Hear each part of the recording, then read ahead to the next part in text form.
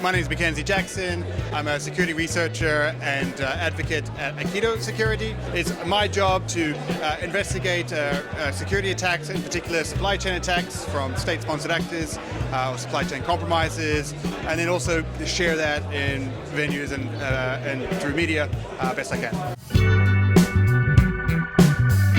I think one of the biggest areas for smaller teams to focus on is really stopping the bleeding. So we end up in this kind of area in security of like security whack-a-mole, where we have endless vulnerabilities coming through our tools. We have to investigate them, triage them.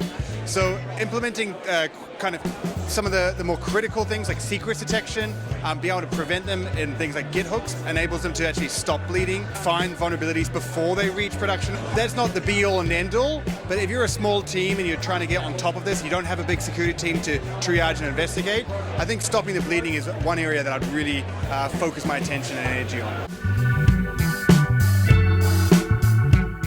So security is definitely a very complex situation. We're dealing with so many different endpoints, so many different attack vectors, and in so many different areas. So you have supply chain compromises, you have malware, you have coding issues, you have now this new attack vector of AI, you have access areas, cryptography areas.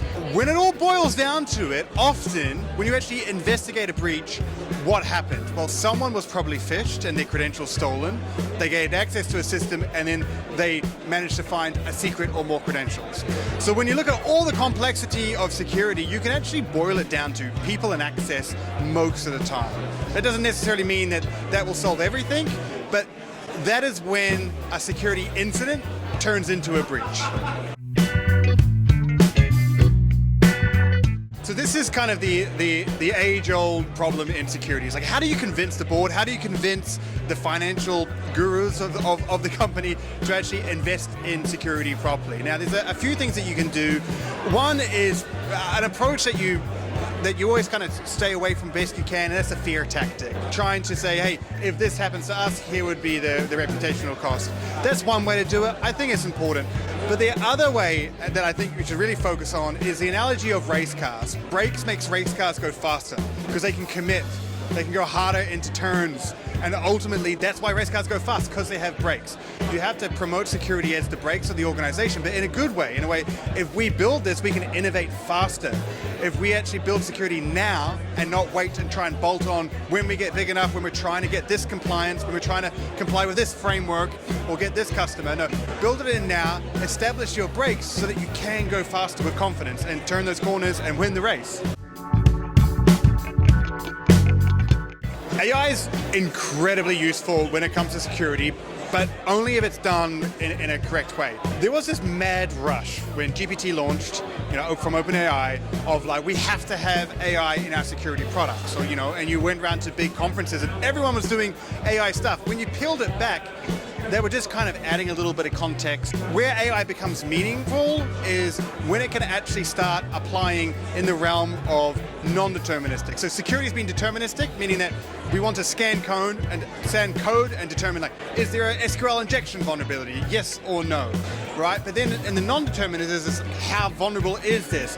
Could an attacker actually exploit this? What are the systems it's connected to? That non-deterministic part is great for AI to figure out. So I always like to say that AI is a terrible scanner because it's non-deterministic. You'll give it the same code and it will give you different vulnerabilities each time, because by its nature it's meant to do that. It is, however, great if you give it vulnerabilities and say, how severe is this? How exploitable is this? And take it from there. That is where AI is incredibly useful and will be incredibly powerful, along with like the new revelations in AI pen testing and areas like that. But it really needs to play on its creativity.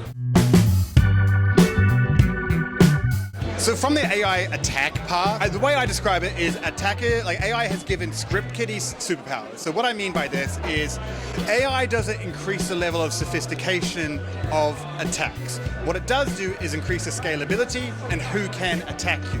So if we think about it, is that good security hygiene, good practice, is going to help us in the exact same way in this AI world as it did before. Because AI, we know about the attacks that AI can do. Right? They're the standard attacks that quality attackers can do. So it's not moving the bar up, but it means that because the scales change, we need to be more on board. But the good news is that we know how to deal with it.